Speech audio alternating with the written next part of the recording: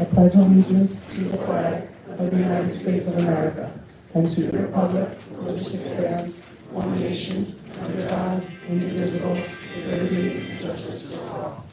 Thank you. I'd like to start off by congratulating Jen and Sam for being elected to the Board of Education. I'd also like to thank Jen County and Shabar Khan for their participation in the election and their interest in joining the board. I'm optimistic that we can put the election behind us and move forward in a positive, collaborative manner. Passing it to you for recognition. So as part of being on the Board of Education, there is a requirement for board training.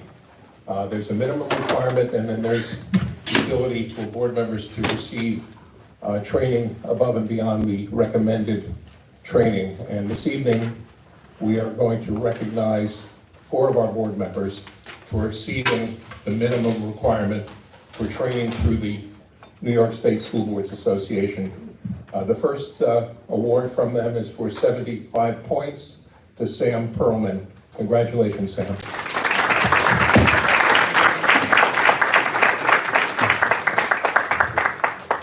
The next award is to Divya Balachander for 150 points of training.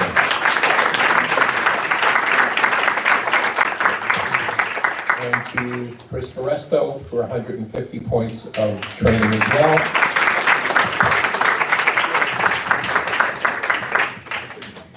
And with 500 points of training, and with that comes a plaque, we congratulate Jill for completing 500 points.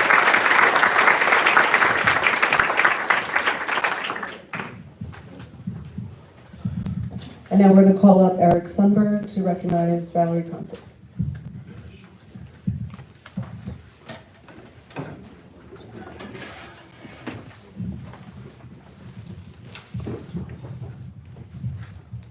Eric, I want to give you some flowers.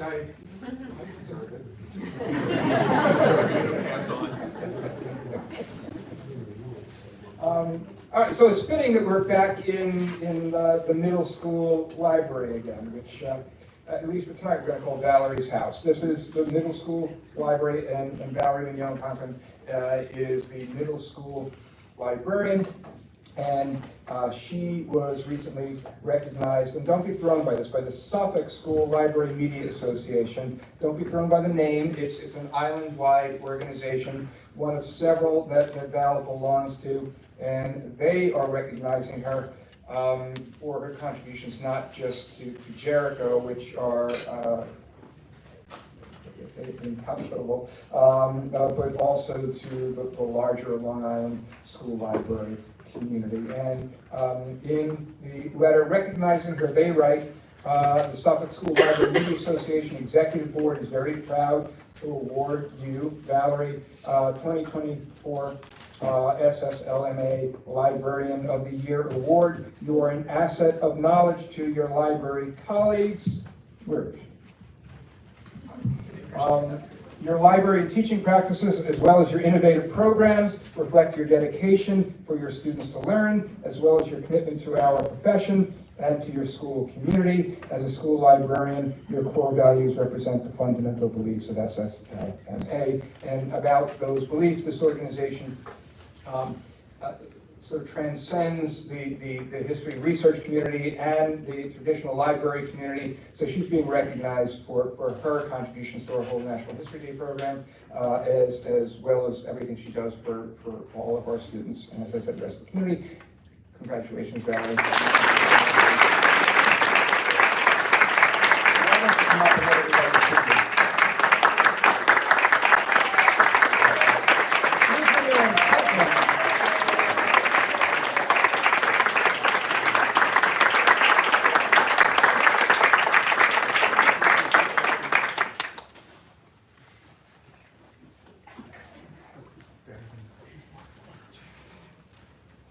John Mankiewicz.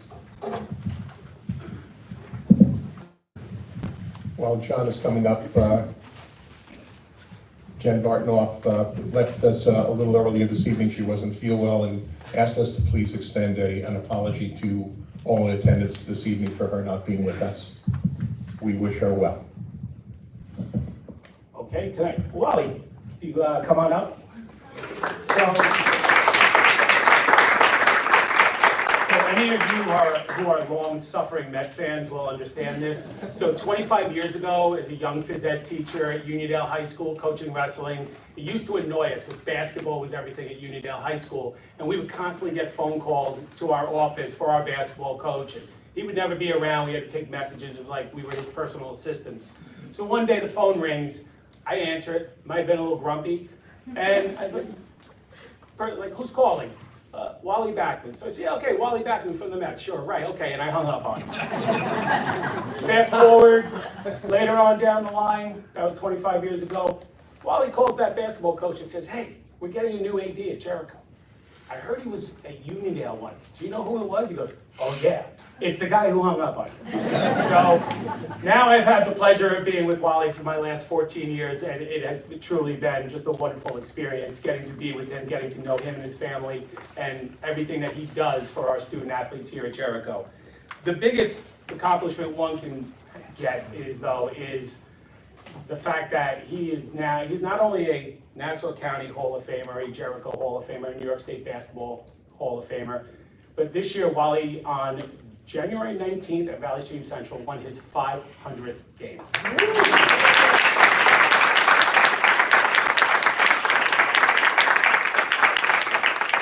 It's not just a testament to being a great coach. It's when you're around his team and his kids and they see his passion. And if you've been to a game, you know about Wally's passion. It's on the floor, it's all over the place. It's outstanding. But what he does for our student athletes here, he truly cares. He's a member of our community, and he is now 13 wins away from being the all-time winningest coach in Nassau County history. So, Wally, congratulations. We are thrilled that you are our coach and that you will be with us, and hopefully next year we get that next milestone for you. Congratulations.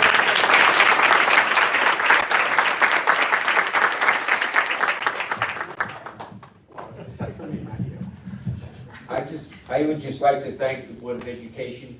I'd love to thank Mr. Christman for putting up for me for 32 years as a coach here. And number one, my athletic director, John Mankiewicz. I've had a couple athletic directors throughout my history at Jericho, and John, I really appreciate you and what you've done for our community.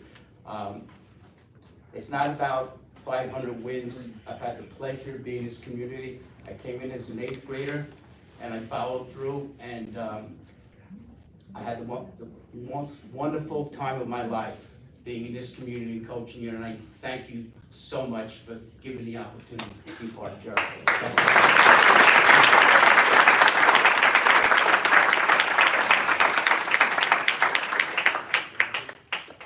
Just like to add 2 cents.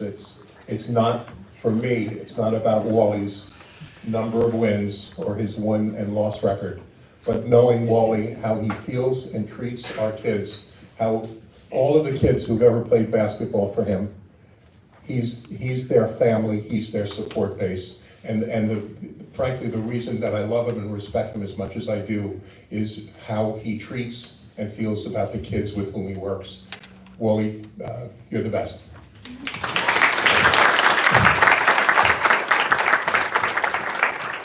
And I personally can attest to that. He touches the heart of every kid who's played for him, and he holds a special place in everyone's heart. Congratulations.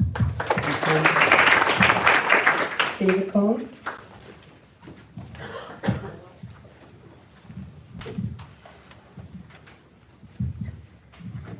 Thank you so much.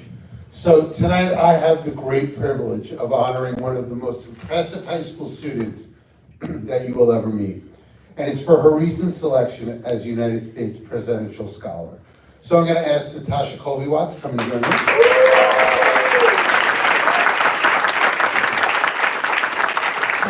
A couple of things that I want to say about Natasha, and I've had a chance to get to know her very well over the last couple of years. Natasha is an absolutely brilliant student. She's a brilliant scientist. She's a brilliant researcher. She's also a brilliant television star.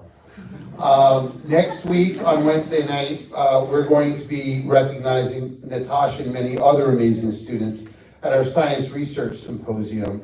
But when we recognize Natasha, it will be as one of the most celebrated science research students that have ever stepped foot at Jericho High School. It started when she first was competing at ISEF as a sophomore, which is just an extraordinary accomplishment unto itself. And she was doing research regarding bioindicators of suicide. The work that she does is not only brilliant, but it's from the heart, and it's meaningful and it's caring. When I went on the ISEF website to learn a little bit more about Natasha and get some words for tonight, I noted that it said that in May of 2023, Natasha received the Gordon E. Moore Award at the Regeneron International Science and Engineering Fair for her earlier research on the subject. Natasha heads the student government at Jericho High School, and we know that because she speaks here every week. During her freshman year, she started a medical club to engage students in medical research publications.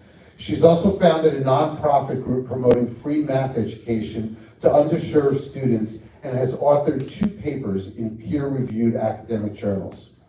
Last year, and the year before that, we had National Geographic at the school almost on a daily basis throughout the year, filming for what became a series about Science Fair, is the name of the show.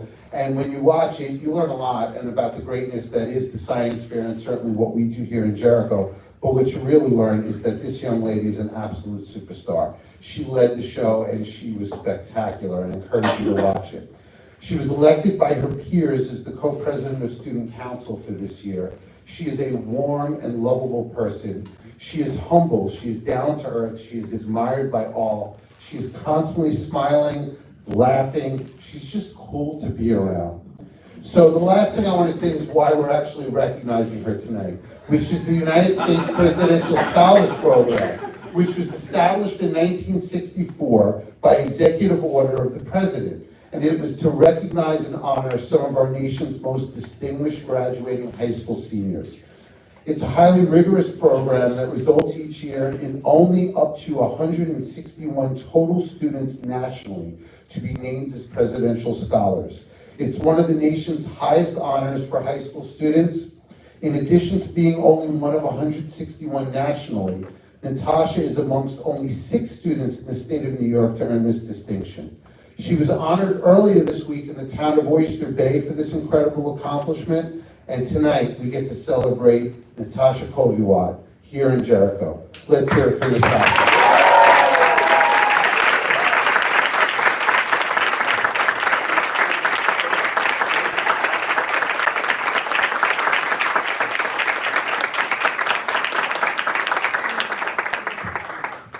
Wow, congratulations. Very proud of you. Proud to call you our Jericho. Now we're going to recognize new teachers that we just recently hired that will be with us next year. Welcome to the Jericho family. We have Karen Calabrese, who will be a chemistry. Please stand and join me.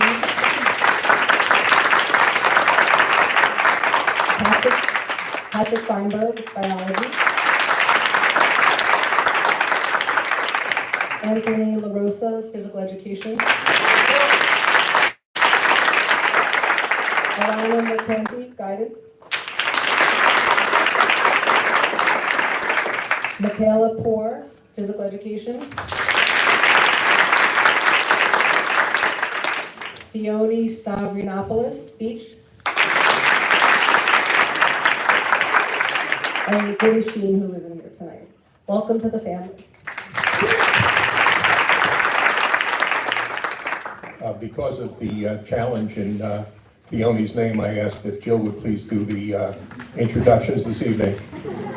I also want to welcome congratulations to those who are joining us. We all appreciate what a rigorous process we have to hire staff in Jericho. In many cases, we have hundreds of applicants for positions, and we weave that down from 100 to 20 to 10 to 5 to 2 to 1. And each and every one of you this evening that we're welcoming have gone through a very rigorous process. And we just want to welcome you and welcome you to the family, and we look forward to you joining us in the near future.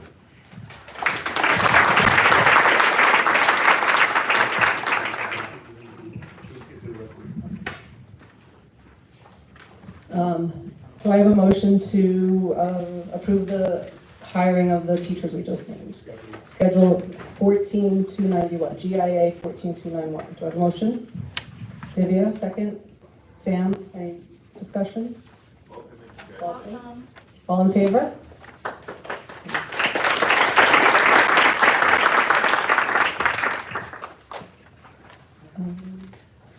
Okay, now we're going to go to the middle school student council report. Nimisha Devjani.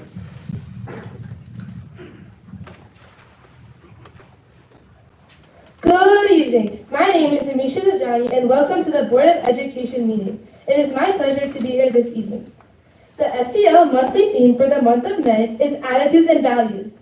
The research studies concluded that 80% of success in life is due to attitude, while the other 20% is due to ability. Attitude is the most important choice we will ever make because it affects everything we do in life. So let's have good attitude.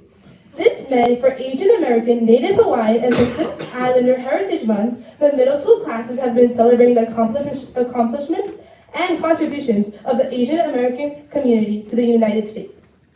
Our middle school Chinese classes experienced the sizzle and aroma of our hot pot field trip, where students gather around steaming pots of broth, choosing fresh ingredients to cook at their table. Laughter fills the air as they bond over shared meals, discovering new flavors and cultural traditions. A feast for the senses and a memorable culinary adventure, creating memories that blend language, learning with the taste of tradition. The middle school spring concert was Tuesday. Congratulations to all the participants, and a special thank you to Mr. Reserver, who has been conducting concerts for over 30 years. He will be retiring in June. We wish you a very happy retirement. You will be missed. Every day, announcements were in various languages and different lessons and activities celebrating being multilingual in a multicultural world. The week culminated with a school-wide assembly highlighting the influences of the Spanish language in the world around us. The Student Council and Community Service classes have collected paper towels, toys, and food for the animals at the Last Hope Animal Shelter. They'll be visiting this shelter in Watauga on Friday, June 7th to drop off the donations. We would like to thank them for helping out. And on Monday, May 20th, we celebrate our district-wide Academic Department Recognition Night in the middle school high school auditorium. The Nassau County Bar Association Mentoring Luncheon was yesterday. The students had the opportunity to have lunch with their mentors and students from other participating schools in Nassau County. This Memorial Weekend, 14 middle school students who qualified for nationals in the International Academic Geography, History, and Science Feast will be competing in Orlando, Florida against other middle school students in the nation. We wish them all the best of luck. And on Wednesday, May 29th, our 6th grade students will have their mini Olympics. It's a fun time and it challenges everyone. The rain date is scheduled for Thursday, May 30th. From June 9th to June 13th, 8 of our middle school junior historians will compete in National History Day at the University of Maryland. The students will compete against students from 50 states and various territories. All the best to these junior historians.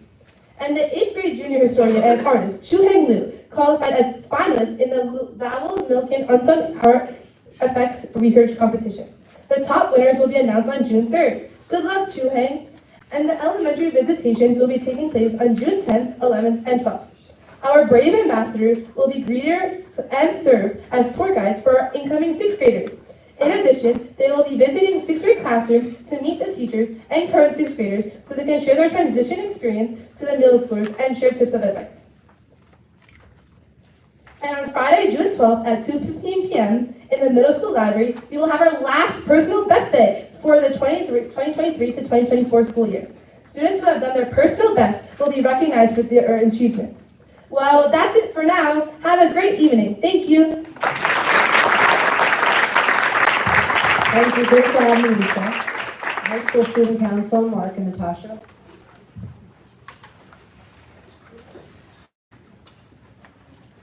Good evening, Mr. Grishman, board members, and the Jericho community.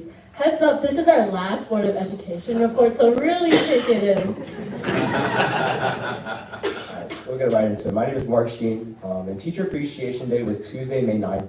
The Student Council showed appreciation for our faculty before on May 3rd by walking around the school filled with carts filled with breakfast bagels, muffins, and fruits. AP exams took place at the beginning of this month from May 1st to May 17th. Students who missed any tests should have scheduled late testing throughout this week. On May 28th, the elementary schools will be hosting an elementary reunion for our graduating seniors. Seniors can go back and visit in the morning, but are expected to be back in school for the rest of the day. This past week, 5 of our science research students competed in their International Science and Engineering Fair in Los Angeles. Congratulations to Manfred Lim and Samara Mahiba for placing 3rd in their respective categories, and Catherine Lee for placing 4th. Congratulations to science research teacher Ms. Erin Walsh for her unwavering guidance in supporting these students, and also for running around and taking care of the 5 of us. That truly is a really incredible feat. So please join us for the Science Research Symposium, which will take place on May 29th from 6 to 7 p.m. We hope to see you there. Jericho will be holding a blood drive on May 31st in the Sam Springer Gym, where teachers and students over the age of 16 can donate blood to those in need and get a free box of Girl Scout cookies. All students donating need a signed permission slip, which can be found on Canvas in the announcement section. See Ms. Schmidt if you have any questions for the form. Thank you in advance to everyone who will donate. On the evenings of May 30th and May 31st, the Jericho High School Dance Department will hold a Jericho Classic event, Choreo. This year, the theme is Broadway, and all the students created dances inspired by the theme. The high school dance classes have been working tirelessly on this project all year, and it's an event that you don't want to miss. So remember, come to Choreo. The Jericho High School Art Honor Society students will be assisting the Art Venture Campus event on June 1st, when the elementary students and their families will participate in making art with nature under the direction of the Jericho art teachers. On June 3rd, we will celebrate a year of accomplishments at the district-wide Music and Arts Award ceremony at 7 p.m. in the auditorium. We are very proud of the many exciting new adventures we had this year. The high school senior party is set to be held on June 5th in the Sam Springer from 6 to 8:30 p.m. Thanks to the PTSA for all your hard work in planning this event. There will be a night of music, dancing, and delicious food from various food truck vendors. The event is free to attend for all seniors, so we hope to see all of our senior classmates there. On June 6th, the high school concert and symphonic band will be performing at 7:30 p.m. in the auditorium. Please be sure to come and support the students on their last concert of the year. From June 7th to June 9th, the music department will travel to Washington, D.C. to perform at the Naval Plaza and the Lincoln Memorial Monument. 146 students representing the band, orchestra, and chorus will visit the museum and tour the Capitol during this trip, along with a dinner cruise and a day at Six Flags Great Adventure.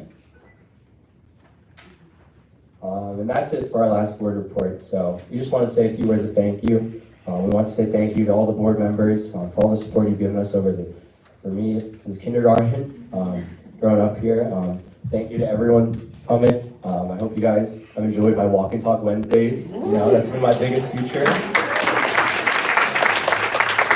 And we're super thankful for the opportunity to be just seeing the inside of how everything works. So thank you guys so much, and we'll be sure to always visit and stay active in the community. Now, Natasha. Pretty much echoing what Mark said, we're very honored to be here with all of you today, getting to know everyone, and really the fact that Jericho is such a really supportive community, we're just very grateful, and thank you once again. And now we'd like to introduce the new Student Council co-presidents. We have Rachel Lee and Caitlin Choi.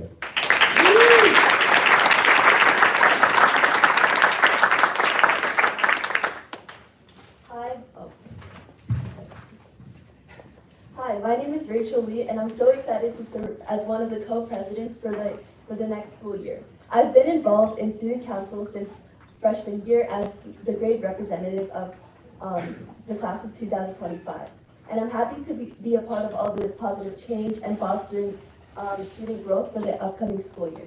And I've been a part of student council, track and field, volleyball, and FBLA, so I'm so happy to execute ideas for other clubs and activities. And I look forward to a great year with you guys. Thank you.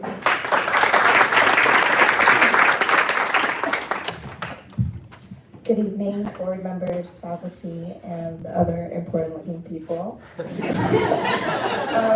name is Caitlin Choi. I know that's a very familiar name, not to be confused with our departing BOE, Caitlin Choi, and her athletes. I like your nameplate. I'm currently a junior and an avid Jayhawk at Jericho High School, and I'm thrilled to be a part of the underlying workings of the board and the administration at Jericho. And I feel as though many of us seated here, perhaps as of recently, understand the trials and tribulations of elections. And I'm glad to put that aside and say it was well worth to be able to stand here before you today. It is a privilege to represent our vibrant and diverse student body as co-president alongside my close peers, and I'm committed to fostering an inclusive and supportive environment and anticipate only the best for the 24 to 25 school year. Thank you.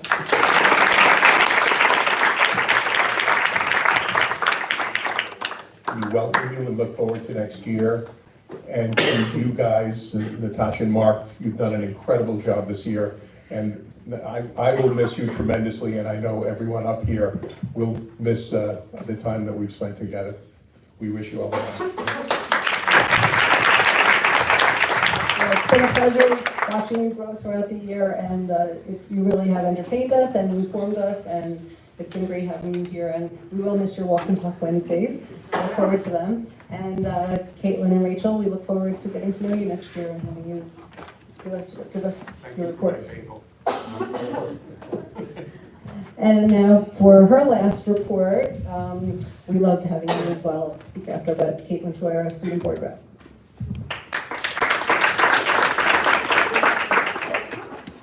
Hi everyone.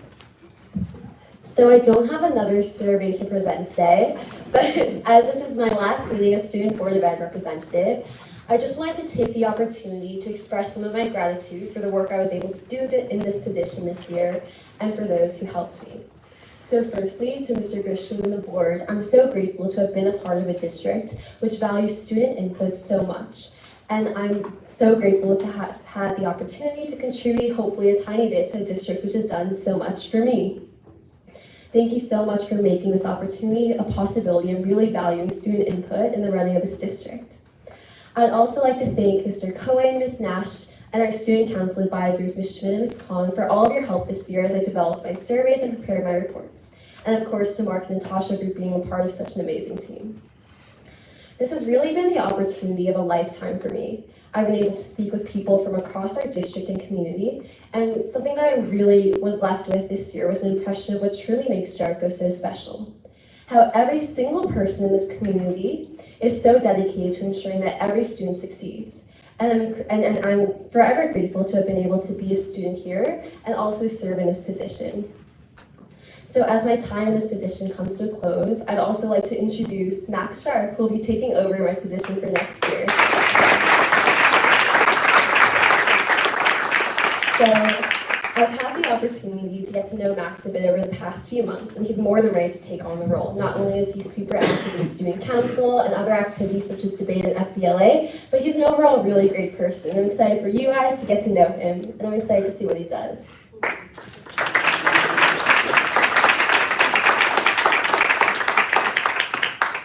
Thank you so much, Caitlin. Hi everybody, my name is Matt Sharp, and I'm going to be the Board of Ed representative for this upcoming year. Throughout my time in high school, I've been consistently involved in the student council, and I've also been especially interested in this area of how the school operates. So I'm really excited to be able to have a continued positive impact through the board. More specifically, throughout this year, I've also worked alongside Dr. Fogarty and some others on our school's AI committee. So I do believe I'll be a very valuable asset for those, especially for those types of conversations regarding technology and those types of policies. Overall, I really appreciate this opportunity, and I'm looking forward to a great year.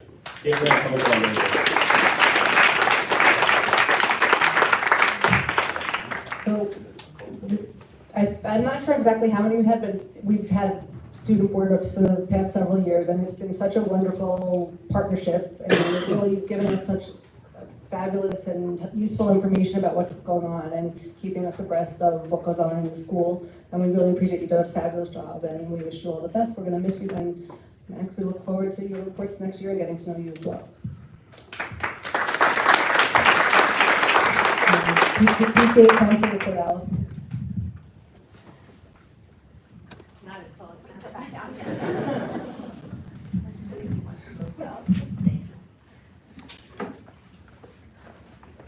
Good evening, Mr. Grisham, Board of Ed members, Central Administration, faculty, staff, and community members. I'm Allison Edelman, I'm the president of the Jericho Joint PTA Council. It's my pleasure to be here tonight. I'd like to start off by thanking Jen Canny and Shawar Khan for running this year for the Board of Ed trustee positions, and I'd like to congratulate Sam Perlman and Jen Bartonat for their re-election to our Board of Education. The Meet the Candidate Night was very successful and really gave our community a great first look to see who was running for the board positions. In addition to the well-attended event in the Little Theater, we had over 300 people tune in live stream. The PTA looks forward to working together with the Board of Education to achieve the same goal, success for every student. I would also like to thank everyone who voted in support of our school budget. This month, the Jericho Joint PTA Council met with Mr. Greg Sloan, Curriculum Associate for School Counseling, to give us an update on the Jericho class of 2024 college admissions. What an amazing group of students. Our current class of seniors applied to over 300 colleges and universities and will be attending the finest institutions in our country. The full update of schools our seniors will be attending will be posted in our next version of the school calendar. On May 7th, the Guidance Department hosted a presentation to all our current juniors on college application tips and essay writing. The admissions officers from Penn State and Oswego gave an enlightening overview of the application process, what college admissions are looking for, and crafting a compelling essay. It was well attended and something we have asked Guidance to bring back for next year. At this point, each unit has posted their officer slate for the school for the year of 24 to 25. Most of these installations will take place in June, and we're excited to work with all of our new volunteers. Each of the units have been busy planning their end-of-year celebrations, class trips, picnics, and fundraisers. The elementary schools have invited their respective seniors back for a class reunion, which will take place on May 28th. This is such a nice event that celebrates the graduating students to the elementary school that they attended and reunites them with their teachers and administrators. They have grown a lot since the last time they attended. On June 7th, the 3 elementary schools are hosting a movie night under the stars featuring the movie Family Switch. Everyone is really looking forward to this event for our younger students and their families. All of the elementary schools' PTAs have purchased t-shirts for the kids to wear on their field day events. That's a great day that the students look forward to. Some schools are even stepping it up this year with having a DJ. The middle school 8th graders just came back from a fabulous trip to Adventureland. The high school PTA is planning their senior party with games, music, and a beach theme. The seniors are going to love having a fun, casual evening to get a chance to sign the pages of their yearbook, hang with their friends, and kick off the many festivities they have coming up in June. The high school PTA is still raffling off prom tickets and premium graduation seats to help raise money for the senior party. SEPTA finished the month of April called All Abilities Month by raising money from each school that totaled approximately $3,000. This money will go towards sponsoring a Nassau-Suffolk Autism Society event through SEPTA. We're so fortunate to have a parent community that wants to be so involved in our schools and so giving of their time to bring the amazing events of our school and district to fruition. We really want to thank you all for parent volunteers. We appreciate everything you do. Thank you all and have a good night.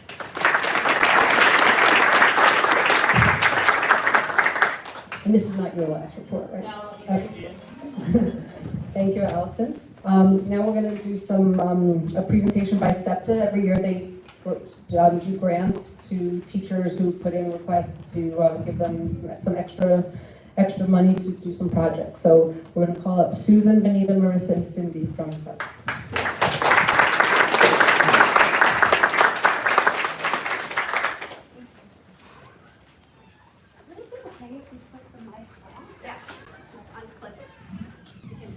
Pinch the bottom of it and it'll pop out. Not happening. Got it, awesome, thanks.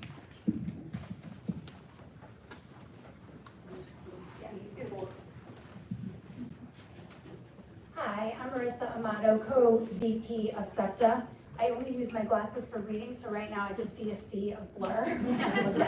It's awkward. We would like to thank you so much for allowing SEPTA to award our teachers grants throughout the district. It's through membership dues, donations, and fundraisers that allow us to provide workshops, teachers grants, scholarships, and most importantly, support to our members and families. Each grant support innovative classroom projects, provide social emotional learning, and integrate cutting-edge technology to enrich our educational programs. We are thrilled to announce the recipients of this year's SEPTA grants awarded to our dedicated and innovative teachers. These grants recognize the exceptional efforts of our educators who continually strive to enhance the learning experience and create an inclusive, supportive environment for all of our students. We are confident that these grants will have a lasting impact, empowering both teachers and students to achieve their full potential. Our first grant was actually awarded to Michael Carmen, school psychologist, and it is for $778 for a virtual reality unit that will incorporate social, emotional development and learning, technology in the classroom, and promotion of different learning instructions for students with disabilities. It will support individuals with disabilities in various scenarios, including improving social skills, vocational training, and leisure skills, and providing movement in a fun way. This grant will also provide coping skills while working on breathing exercises and putting students in real-life situations. So thank you and congrats, Michael Carmen.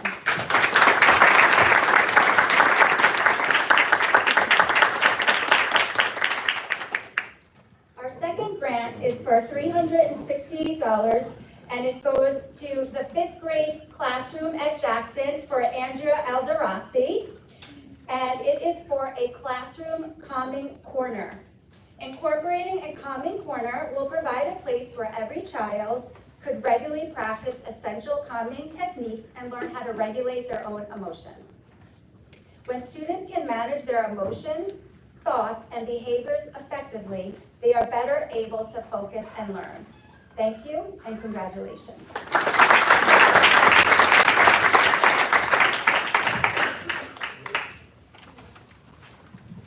Our third grant, sorry, I can't read. Our third grant is for $999 for the purchase of an arcade 1-up 32-inch screen game tablet for Jericho High School Career and Skills Development class. Each student will be able to meet goals set by their IEP to advance their education and interpersonal skills. The high school career and skills development class is comprised of an educational experience for students with various developmental skill levels. The students in the class focus on life skills with a future goal of independent living for each while further developing interpersonal skills as well as emotional and social development. The addition of the arcade 1-up gaming table will enhance student development in areas including socialization, leisure skills, fine motor development, and visual engagement to tasks. The modifications the system offers in its presentation of virtual games on a large-scale offer easily accessible participation for students developing their fine motor skills. The table also offers more opportunities for unstructured group time as a goal for the classroom to reduce the levels of prompting to create a more genuine interaction among students. The table allows students to engage in leisure skills that will develop each child's understanding of their own individual preferences and interests. Personal dynamic Zoom viewing provided personalized perspective for each player, thus aiding students with visual impairments. The table provides tactile feedback to add levels of immersion, and it's been given to Brittany Del Vecchio.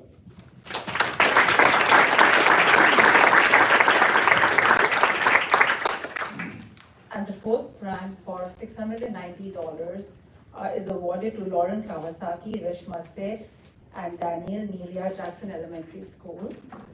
To launch the power of podcasts. The purchase of microphones and soundproofing shields will substantially improve the quality of our students' recordings for podcasting and other sound or music files. These items can be purchased to enhance all types of collaborative sound recording projects offered among Jackson Elementary School students. This equipment will be accessible to all Jackson students. We found that making a podcast was a positive and educational experience for all types of learners. Thank you.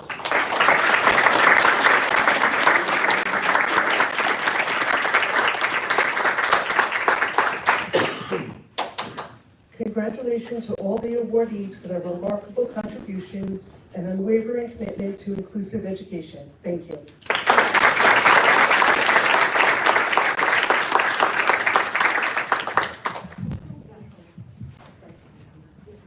A big thank you to SEPTA. Superintendent's report. Thank you. I'd like to start off with congratulating Sam and Jen on being reelected to the Board of Education, with all good wishes for a successful 3-year term on the Board of Education. I would also like to take this opportunity to thank the community for their overwhelming support for our budget.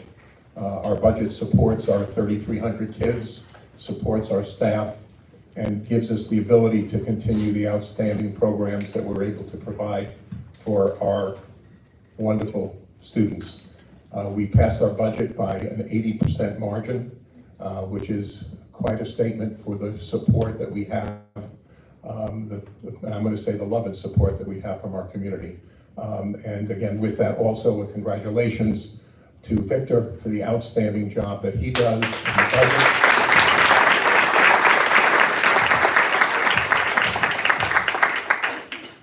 And again, you've heard me say this before, Victor does not only look at providing us with next year's budget, but Victor is always looking 3 years out. So in his budget development, he knows and he can assure us that we are not only in sound shape, but all of the incredible programs that are in place will continue to be in place in the 24-25 school year, in the 25-26 school year. Can I go as far as the 27-28 school year, Victor? And again, just a compliment in terms of our business office, the support that Victor receives from our administrative team, and just the end result brings us all a big smile. Thank you, Victor.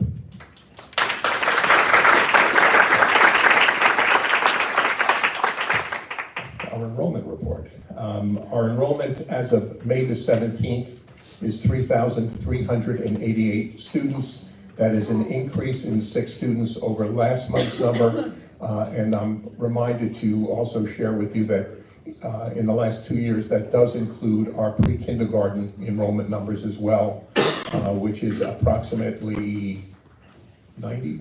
This year. 90 students. Also, again, as we hit the middle of May and the last couple of weeks of May and into June, it's a time of celebration in our district. It really is a time for us to honor the accomplishments of our students, the accomplishments of our staff. And again, the celebration started this week with the Academic Awards Assembly and continues through our high school graduation. But again, this is the best of times within the Jericho school community, where we literally honor hundreds and hundreds and hundreds of our students, congratulate hundreds, if not thousands of our students, as well as all of our staff members, our support staff, and our professional staff as well. So again, I encourage you to participate in as many events as possible. And again, each and every one of those events are feel-good events, smiles and hugs, and it is the best time of the year in Jericho when we get to celebrate all of the good things that we have here to celebrate. Thank you. A couple of questions before we keep going. One, Mr. Superintendent, what's the construction on 106 for the water district? That has nothing to do with us. Do we know what they're building? They're building an additional water treatment facility. Has absolutely nothing to do. It's not school district property. It's water district property, and absolutely nothing to do with the Jericho School District. And the structure being built next to the track. It was like a wooden frame last week, and I keep getting asked what it is. So do I. It is. You know. Until recently, anyhow, there is a pump house that when we put in the underwater, the irrigation system for our fields, a pump house was put in probably, I'm going to say more than 10 years ago. That the pump house was, both the pump and the pump house were not in good repair, and the decision was made to rebuild the house and rebuild it a little larger so that John could have some storage space out there as well. Got it. Last thing on facilities. Flagpole. I know there was one particular parent who we became familiar with last month who's been talking about the flagpole out by the field. Is that flag now going to be up all the time, or we installed the light so that it's up all the time now? Day in and day, well, it's again, a flag should not be flown after sundown. Right, but I think we've been leaving it up because someone said there was a light. I don't know. I'm asking what. Do we have someone putting it up and taking it down every day? Is that what we're doing? It is, but I only noticed it. It said it's been up full-time. I don't know, I don't know, but if Nor someone do I. told me that, I can't investigate everything myself. These are questions that come to me sometimes. I'm not, John, again, your responsibility is it being up for games? Yeah, we normally don't have it up during the spring. We had requests that during the spring season, we do put it up, so we did put it up. We do leave it up because we do have a light that shines on it. It will come down at the, once we're really finished with the spring season, which is. And John, when's the end of the spring season? For high school, for the most part now, Yeah. we do still have some middle school games up there, so in the next week or so, we'll put them down, and then we'll put it back up in the fall. So it will be down for the summer recess, okay? Just looking at your attendance report, how can we take a senior with a month left in the year? What is that? I mean, it looks like the 12th grade class is one student above where it was in April of 2024. How does that work exactly? Student, again, I'm not sure, I have to check, but I would assume maybe a student returning to school. Okay. But we'll double check. Last two things. One, I heard in the middle school report, they were talking about what they were doing in the middle school for Asian and Pacific American Heritage Month. Is that something that's also discussed or presented on anything in the high school? I know we've talked about other heritage months here, so I don't know what goes on. I believe all the heritage months are celebrated. Somebody from the high school? To some extent, yes. So the answer is yes? Yep. To some extent, will then get me a follow-up question next month, Dr. Summer. Just give you a warning, because I'm sure I'll get another email. Okay. It is definitely being worked into social studies lessons. We have a research and heritage committee, which is a club that is dedicated to that. So it's always looking for ways in things on the wall in the hallway. But social studies teachers are definitely working on it where they can work it in. And that's 6 through 12. Last question. What is the policy for use of our fields by students or just community members, whether it's during the week, during the weekends, during the school year, not during the school year? There's been a recent issue, as our students, our alumni return from college, several students have come onto our fields.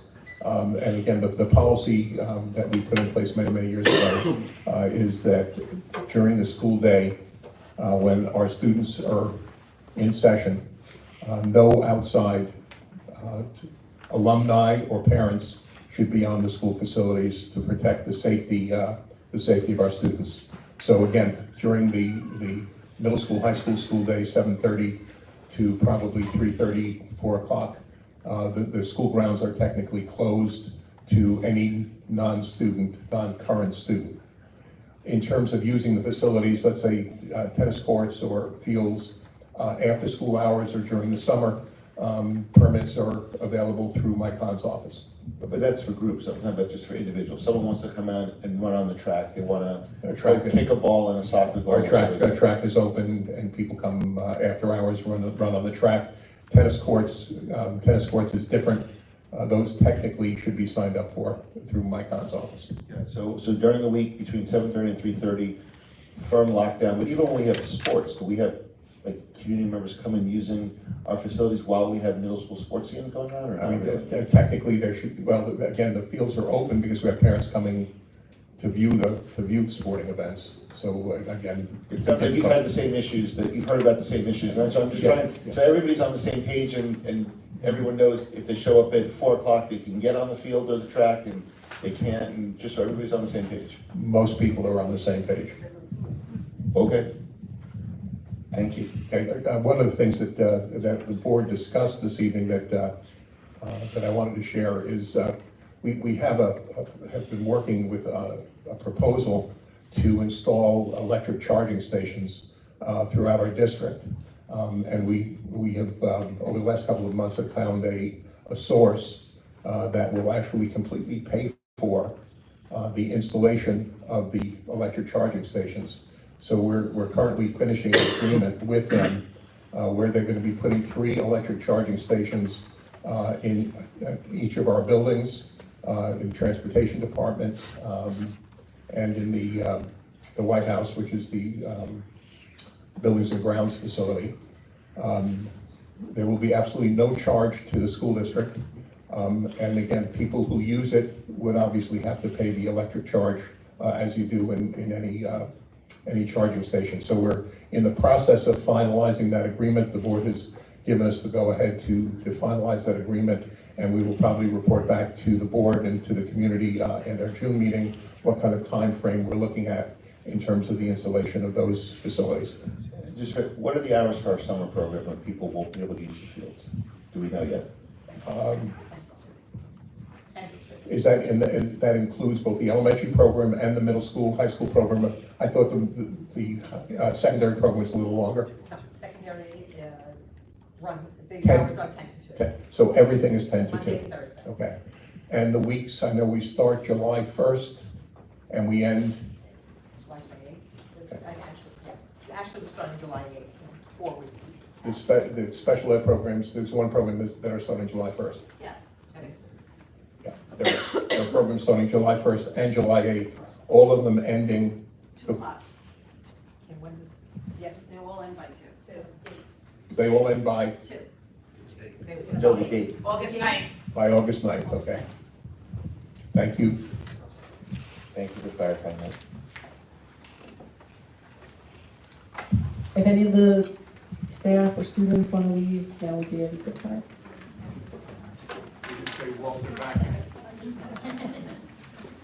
Actually, now that the sports season are, have we been doing regular maintenance on our turf field, or now that we've had it for 2 years, what is? I believe it's over the summer or 4 times a year.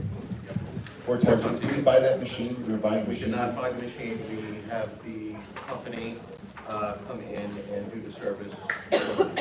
And we think it's being, so we're very happy with how that's been done. Thank you.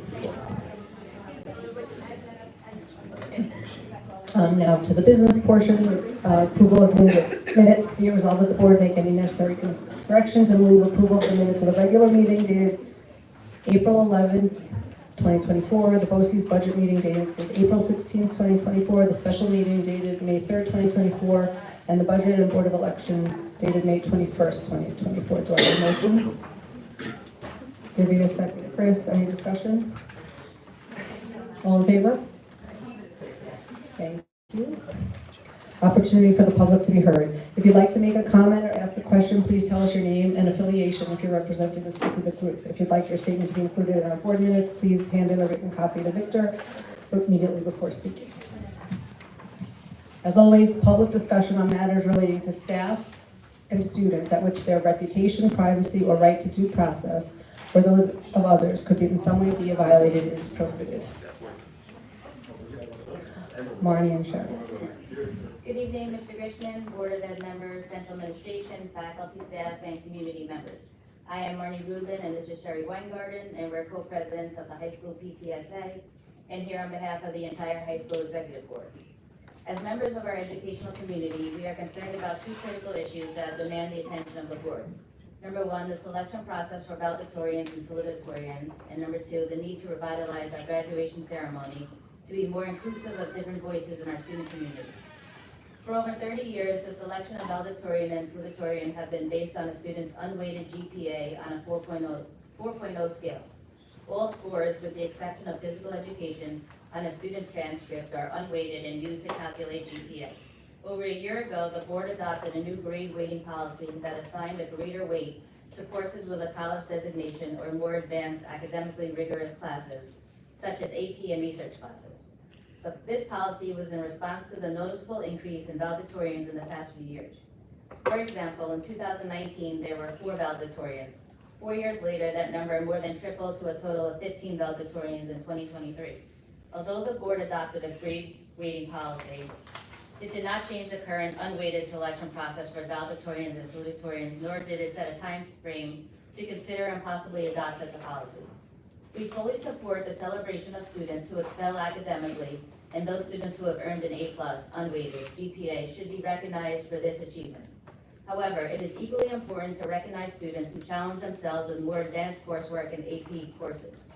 It is our understanding that had GPAs been calculated for under the weighted policy, there would have been only 1 valedictorian this year and only 1 valedictorian last year.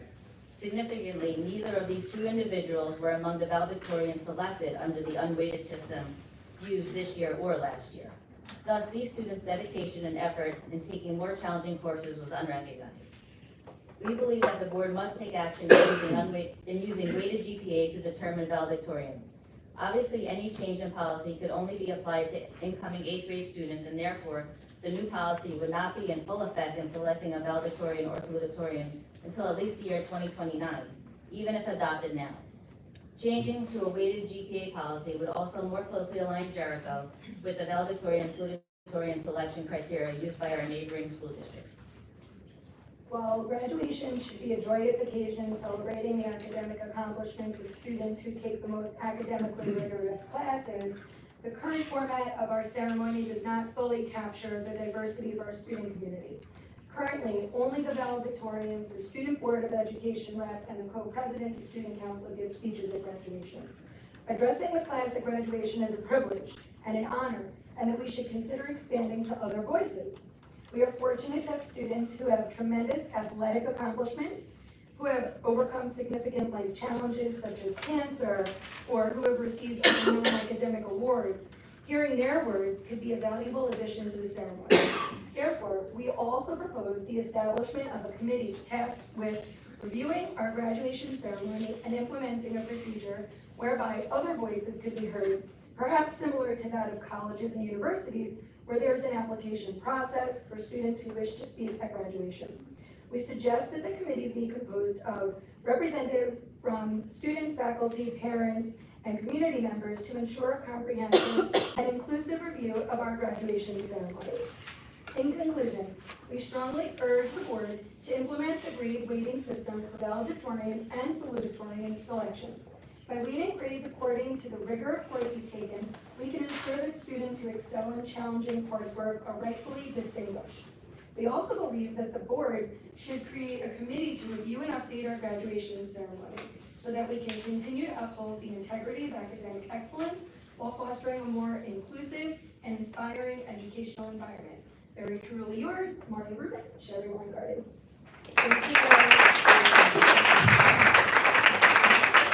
Thank you for that, your opinion and insight, and I just wanted to say the reason that we didn't make a change wasn't because the board didn't want to make a change, we just didn't feel like we'd been asking for input from the community for the whole year and didn't really get much, so we really appreciate your input and we will take this up again.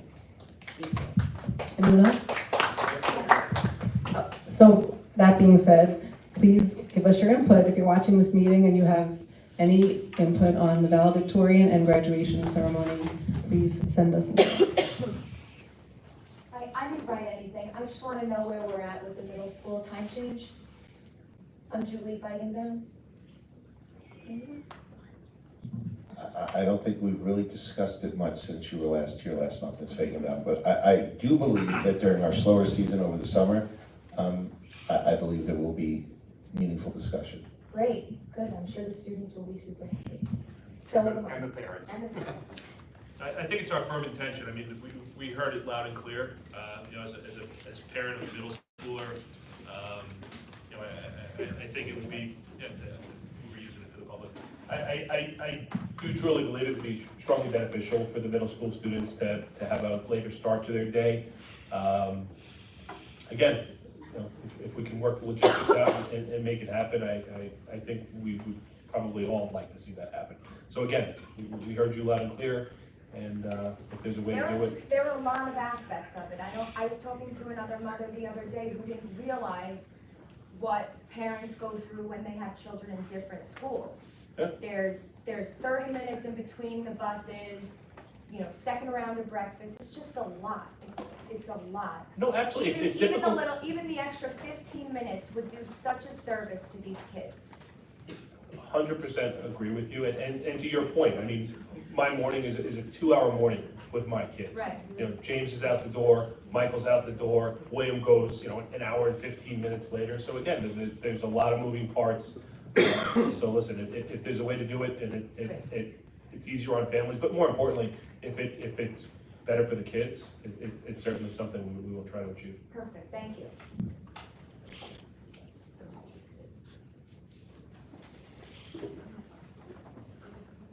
Okay, I think Gina? Good evening. Hi, my name is Gina Levy. I am a parent, taxpayer, and president of SEPTA. I'd like to make a statement tonight because as the Board of Education will start on students with learning differences in the policies, I just want to remind everybody, please remember that your words and these policies are about real lives, about people who walk in our community and our buildings. You are talking about policies that affect those in this room tonight, those at home, and those who live in our community. Please keep this in mind. The children are watching us all, listening to our words, and words do matter. In the past, there have been people who have said that this is a brand, that walking across the stage with dignity for commencement, that we need to protect the brand. Please, I implore you all to watch the words. The brand of Jericho should be that we care. We practice what we preach our children.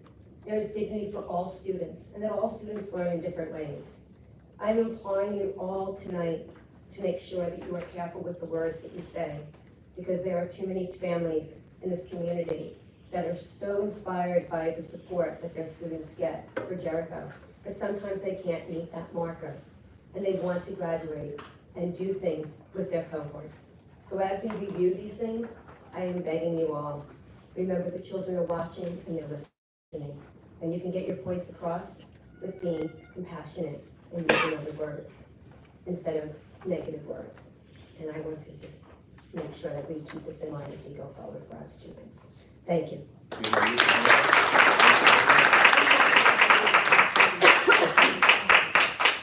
Thank you, Gina.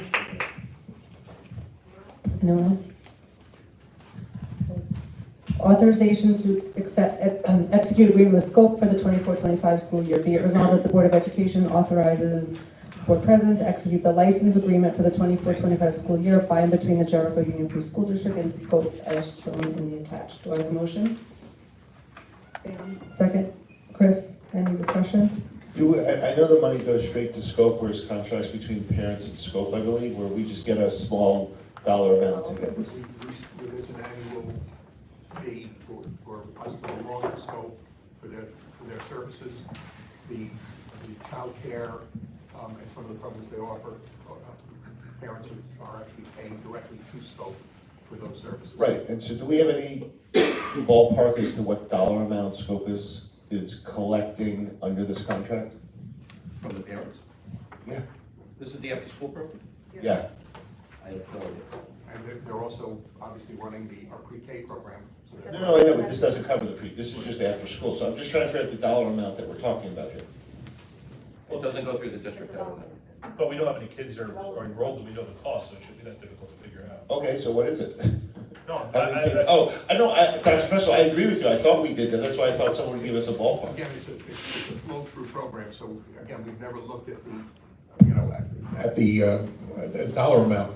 Our concern is what's our annual membership fee and what services do we get in exchange for that fee?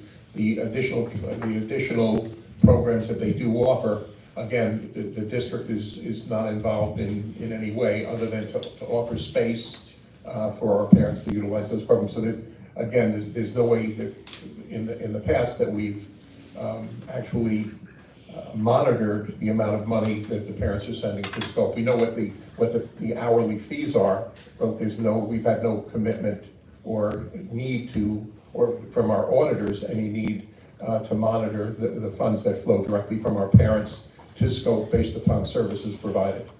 However, I mean, we can roughly estimate that for you. I'm just looking for a ballpark. I don't know if this is $100,000 or a $2 million program for No, scope. correct me if I'm wrong, Hank, but didn't the parents used to pay the district and then? The pre-scope, they did. I think in the last several years that they're writing, my understanding is they're writing a direct check. They are, I know they are now. Direct check. I thought in the past it went through the district. There was a time that the district sponsored. Okay. I feel like it was in the $70,000 to $80,000 range, but we could sound like we could check the number of parents that are contributing. How much do people pay for scope for after school? Do you have any idea? I honestly don't know. It doesn't go Anyone through here us for at all. scope would know how much they pay? A few $100s. It's like it's not expensive, yeah. It's less than 200. Yeah. For the year? No, we pay monthly. Cultural arts is different. That's what I was thinking. No, cultural arts is something totally different than scope. Wait, I have a question. Isn't there also before school services? Don't some people use it before school? No. It's just teachers do that because there is an early drop off. Okay. Is there a time sensitivity to approving this today as opposed to June 13th? I'd like I didn't put it on, I'm not sure. Oh. Yeah, I put it on, as long as we approve it by July 1st. I'd just like to have some of the numbers, just to have a sense of the magnitude and sort of a little understanding of, I know Scope's been doing this for the last at least 13 years since I've been here, but I don't know if there's other programs out there we're supposed to be looking at. I know there was nothing competing when we were trying to do pre-K, so Scope may be the only one, so I'm not trying to upset them, I'd just like to understand a little bit about what it is we're doing and the amount of money flowing. There were some other agencies that were interested in providing pre-K, and we, based upon the history of Scope running pre-K throughout the county for the last 25 years, we recommended that we use Scope, and we've been very pleased with the Scope services in terms of the pre-K program and the after-school care program and the cultural arts program. I'm in no way suggesting we should change it. I just think it's sort of our duty to understand what the cost is and the dollar flow through it. And do we know what our membership in Scope costs us? Like you said, Mr. Superintendent, there's a fee that we pay to Scope. I just want to be clear, it doesn't flow through the district. I understand completely. UPK does, the after-school program does not. Understood, but we're giving an outside agency access, exclusive access to our parents. I heard the words flow through 3 times, and I just want to make it clear to the community that it doesn't flow through the district. The checks do not go to the district, they go directly to Scope. Scope bills the parents, it doesn't go through us. No, understood, I apologize, I will not use the words flow or through. Thank you. How much do our parents pay directly to Scope a year so that Scope looks at it? No, I know, I'm making sure that we're all clear on this question. Okay. So I would recommend, if possible, if it's not a time-sensitive issue, just push it to June 13th. Sam, if I may, I was just going through my email in the past. Granted, this is a little dated, but the Scope Education Services, the PM services, which is essentially dismissal through 6:30 PM, is that correct? Yeah. It looks like, and again, I believe this was from 2021, so I'm sure there's been an increase, but I don't have the exact number. It was, if full-time child attends every day, $334 a month? It's $370. Okay, so it's $370 now. So we're talking about $300 to $400 a month. I mean, closer to $400 now. And then there was another after-school program, a Scope Enrichment program, which I believe runs until 4:30, and that's $185 per course. So there's 2 types of after-school Scope programs. There's an enrichment program, as well as the kind of the it's almost like a daycare from dismissal until 6:30. Yeah. But I think this contract is only the $370 a month one. I don't think it's talking about cultural, what we used to call cultural arts. I agree with you. Yes, this is distinct. I think this is what we're talking about. And again, we're hearing $370 a month. So it's just a question of how many students are enrolled. Right, but anyway, $4,000 a year, it's a big number. So, It's 10 months. you also can pay based on the amount of days, so there's all sorts of numbers. Yeah. So it's $370 a month for 5 days a week. Right. To stay anytime from dismissal to up to 6:30 PM. Some families choose only twice a week, some families choose 3 times a week. So there's sliding scales, and there's also sliding scales financially if you are in a burden. So it's very hard just to calculate this many children times this amount, because we don't know. Every family has a different pay scale depending on how many days they go to school. I have no problem with anything we're talking about. I just think it's incumbent upon us to know the dollars. Sam, we're gonna have to ask Scope. We're not gonna have, if one parent pays for 28 days or whatever, so we're gonna have to ask Scope. We'll get the numbers from Scope. So are we tabling this? I don't mind tabling this if you have an issue with it, but I just don't understand if, once you have this number, what the difference will be with adopting it, approving it tonight or tomorrow. I mean, fine if you feel strongly and you wanna table it, fine, but I just don't understand why. I'm sure I figured it out last week. I just like to know the information before we vote on stuff. As I said, if it was time sensitive, I'd have no problem waiving the question and moving to approve it, but, We can table. No, I just want to understand that if it were 40,000 or 400,000, like, would you have a different? If it were a $500,000 program, I'd like to understand what we've done to look at competing programs in the past 3 years or 5 years. If it's a $150,000 program, I'd be like, you know what, it's doing well, parents don't seem to be complaining, and that's fine. That's really, it's a order of magnitude, it's a magnitude issue. If this is a large financial commitment for our parent community, then I think it's incumbent upon us to provide them options. If it's a small amount of money and we don't get any complaints, then that's fine. I also think we should then take it into account, if you're interested in looking at other things, what the feedback, talk to the principals and the parents if they're happy with the program. And we haven't heard complaints as far as I know. As you know, I hear complaints about everything, but yes, no, I haven't had a lot of complaints. We have no issue with tabling it. If we can approve it in June. Sam, I'll share with you that in the last 5 years, there are probably 5 national agencies that are now offering similar programs in districts. And I'm familiar with 2 of them that are out of Chicago. And I will tell you that when I compared their parent rates to our scope rates, and this probably was maybe 2 years ago, their rates literally were 50% more than what Scope was charging at the time. But again, it would be easy for Victor to talk to Scope and get an annual fee. And I will also try to see if I can, from some of the other commercial for-profit agencies, Scope is a not-for-profit. From the profit agency, I see if I can get some comparative hourly or daily rates as well. And last question, and let's just vote on it then, but just last, why do we pay them a fee for them to then sell goods to or services to our parents? We have a contract to belong to Scope. So their after-school program, the licensure, which you're voting on, is strictly and solely their, again, cost. No, we charge them $1 a year rent. Right. So our cost is $1.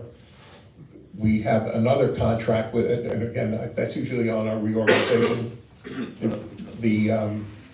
The Scope, the annual membership fee in Scope. That's just a membership. And that's usually on our reorg meeting, I think. But again, is that the minimum amount of money? No, that's probably $10,000–15,000, but that's to belong to the Scope agency, which for those funds, again, not related to childcare, we get professional development activities, and we get other supports. But again, that is separate from and not connected to the childcare and the cultural arts. Got it. So so the membership we get services for, and then we have the separate agreement. Then let's go ahead and vote. If you're telling me it's not a big number, it's not going to be some $500,000 or $1 million number. You don't think? I have no idea. I don't know how it is to.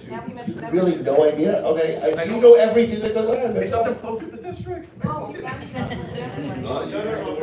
asking that if not big number, then we can vote. If everybody else is comfortable, I'm not going to hold this up. Then we can move to better stuff in June. I've only heard good things from parents whose kids are enrolled in the after-school Scope program.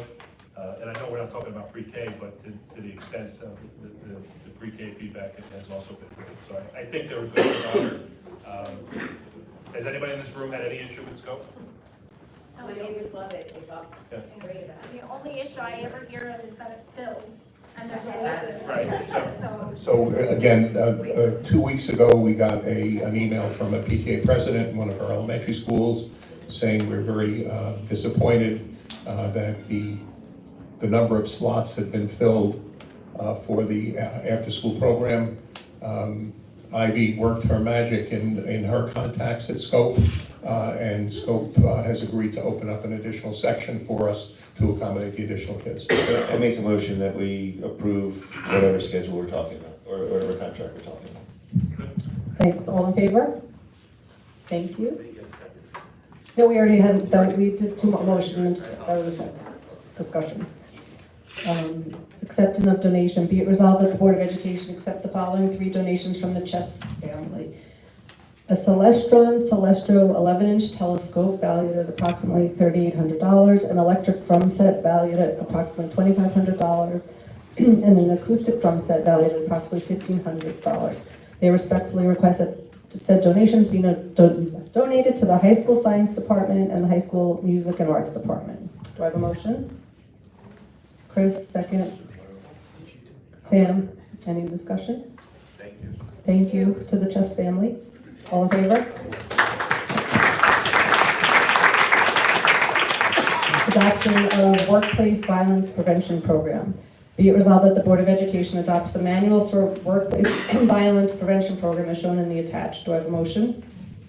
Chris, second. Divya. Before we discuss, Ben, can you just tell the public what this is? Sure. In 2006, the state enacted the violence prevention program for employers and employees. This past January, the law became effective for public schools. So the program requires that we conduct a risk assessment program for our district. And the goal of the program is to prevent workplace violence to employees in the district and to report any instance of violence to the district and then take appropriate action. There are 4 parts to the program. The first is a risk evaluation that we did conduct. The second is to write a program, which we have done. The third is to provide training for all our staff, which has been completed. And the fourth is to review any instance of violence that occur in the workplace. So we have a program, it's in compliance with the law as it is stated right now. It'll be posted on the website next week for review, and it'll be enacted actually in September of next year. And it'll be reviewed every year, and it'll come up for review at the end of each of the next several years. That's it.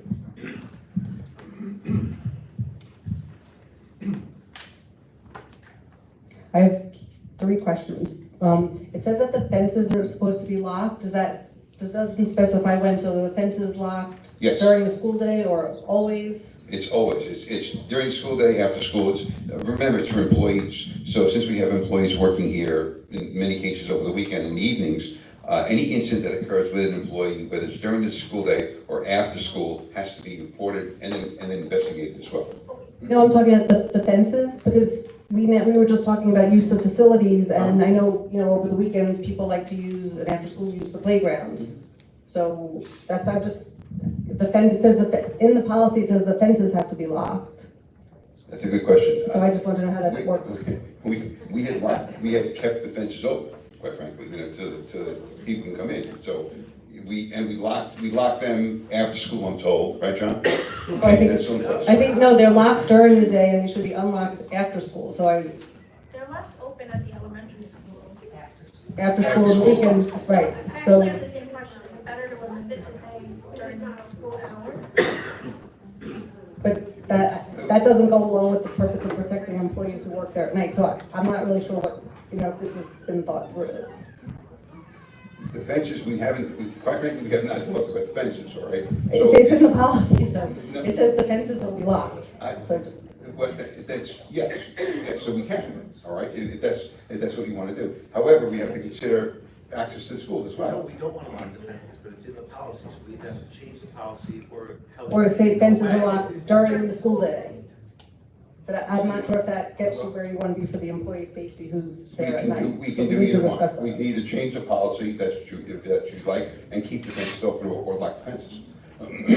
Why don't we just keep the fences locked during the school day? In all honesty, somebody who wants to do something nefarious on school property, a 4-foot fence is not going to prevent them from doing so.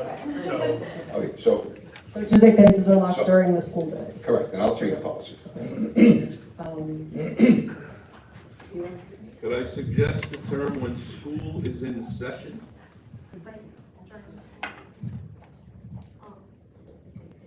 Can the community member identify himself, please? Aaron Checklin. Do you have any qualifications to speak at this meeting? You may have to define hours, though. No, I don't think you should if we have people working at night. So you got a little room. School's in session, though, from August through June. I mean, it depends on how you define in session, right? Just staying on the topic, say I'm $370 a month if it's full-time every day. Right, we knew that. There was a woman or man back there who said that. We just don't have any kids. Got it. Perfect. So can you tell us how much he may teach you? Okay, so I have just two more things on the policy. It says the windows should be tinted, so I'm just curious the purposes, so someone could not see in. Time out. Can we, Okay. I agree. yeah, can we save that for executive session discussion? All of our windows are tinted. All of our first floor windows are tinted, period. Okay. And then I just want to point out on the last page of the policy, the numbering just needs to be fixed. I'm sorry, where's that? The last page of the policy, it just said 5 through 8 instead of 1 through 4, so. Okay, I'll fix it. But we have a deadline, right? We have to approve this tonight, correct? We have to approve it tonight, but I could certainly put it off till Tuesday, not a problem. No, but we just couldn't, I mean, it was just, the fence is locked during, what did we say, during when school is in session, and just fix those numbers. So I think Dr. Fresco and Mr. Checklo are having differences, where Dr. Fresco is saying in session is during the school year, whereas I think Mr. Checklo was saying in session meant there's actually students in the building. During normal school hours, I mean, whatever. We're of a meeting of the minds of what it's gonna say. The spirit of Yeah, this we got the spirit, so hopefully we can approve it with the spirit, and you'll fix the language, and I will make sure fix it's the right. language with the spirit. And maybe Chris could help if you can figure it out. Sure, I mean, this is also, it's a manual, it's not a policy, so there's more flexibility with it. Okay. All right, so all in favor of approving this? With those changes? Sure. Thank you. No, that's the manual. Acceptance of the first reading of policy 7620, students with disabilities participating in school district programs. I just want to point out, this policy is already there, and they're just changing five words to clarify. It's not a real substantive change. Be it resolved that the Board of Education accepts the first reading of the following policy 7620, students with disabilities participating in school district programs. Do I have a motion? Sam, second. Divya, any discussion? All in favor? Thank you. Acceptance of first read, I'm not going to read the title again. Be it resolved that the Board of Education accept the first reading of policy 7631, appointment and training of Committee on Special Education, CSE, Subcommittee on Special Education members. Do I have a motion? Sam, second. Chris, any discussion? I actually just had a question about the members of the committee, item K. The additional parent, is that someone chosen by the parent of the student, or is it someone selected as a representative for the district? So it's a parent member, Divya, and there are board-approved parent members. You guys approve them in July or August every year. So they're actually a parent of a child with a disability. And they have 5 years, so they could have children who already graduated. And it's a parent member, it's not an advocate, and it's there just someone to like hear another perspective and help the parent through the process. So it's not an automatic, the parent has to request to have a parent member. Do we currently, do we currently use subcommittees, or is that something that we don't often have? Yeah, I had a question, Yeah, so, what the purpose of the subcommittee is. So a subcommittee is, so if you are putting a child in a more restrictive environment, classifying them for the first time, or doing a reevaluation of their testing, you have to have a full committee.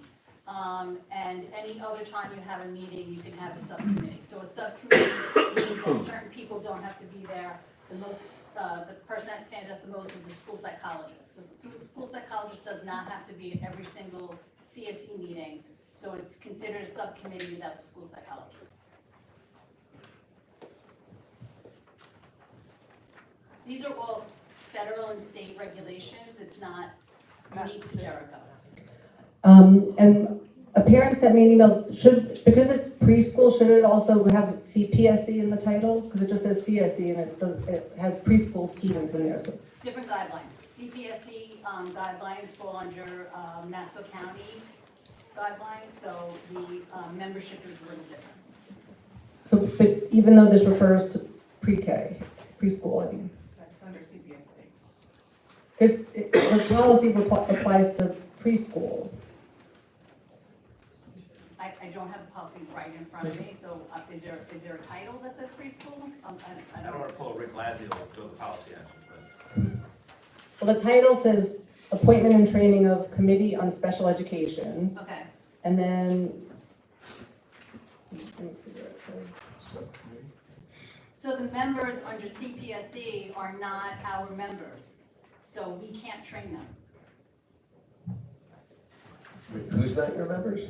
So this Committee on Preschool Special Education, all the testing is done by agencies, and the psychologists, the special education teachers are all agency employees. And Nassau County pays them to provide services for our students. We just host the meeting, so we don't train the CPSE or appoint the CPSE members. So I Jill, don't know, like, I know, I'm just,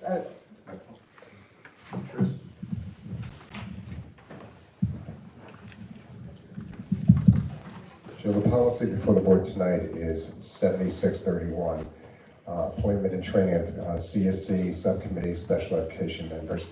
The last page of this policy, which is page 4, cites to other policies that have to be considered. It also cites to the next policy, which is 7632, appointment and training of committee on preschool special education matters. So there is another policy that would address preschool students. gotcha.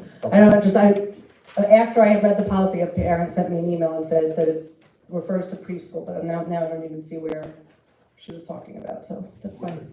Okay, So the parent member, a parent of a CPSE student or preschooler can request a parent member at their meeting, so that would apply to them as well. all in favor? Thank you. I want to thank Mr. Powers for taking up the 7600 series of policies. and we'll invite Kim back for our review of this in July. Virtually. I'll join you, Kim.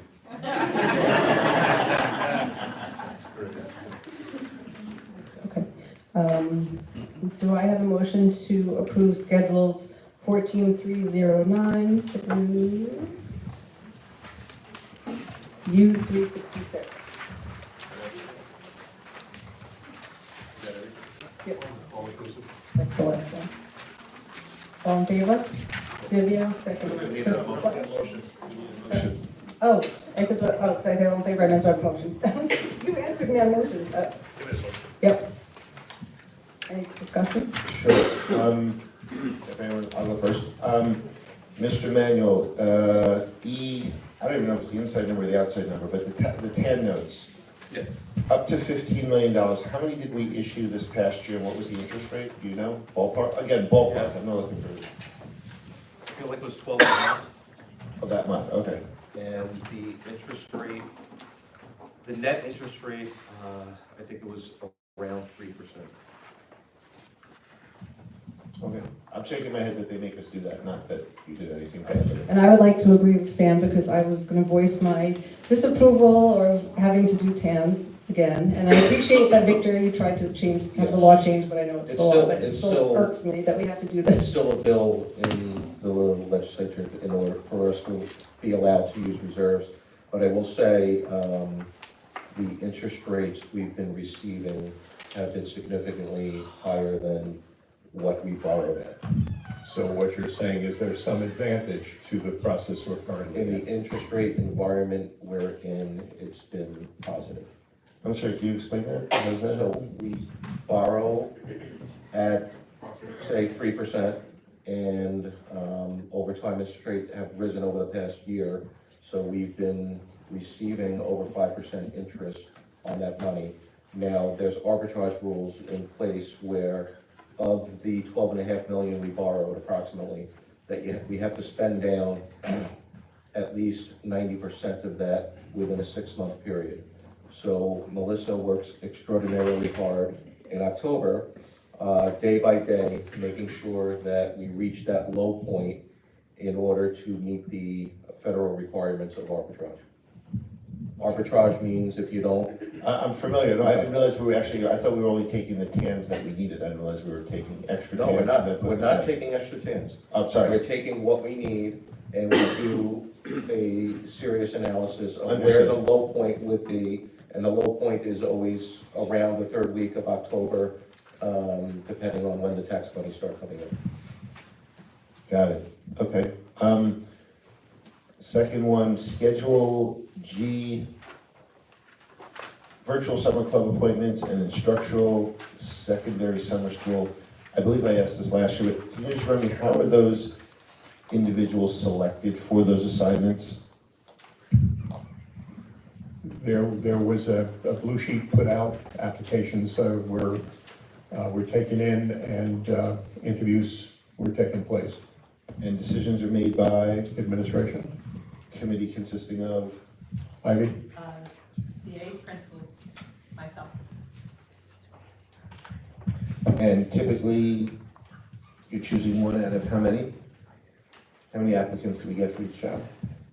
The secondary program is content specific, so it depends. So for some roles, there were maybe 4 applicants.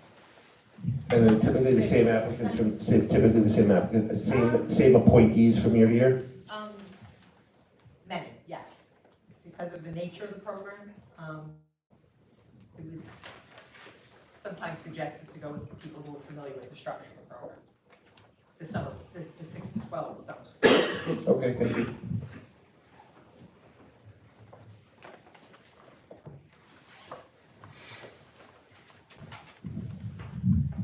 You answered the rest of my questions before. Okay.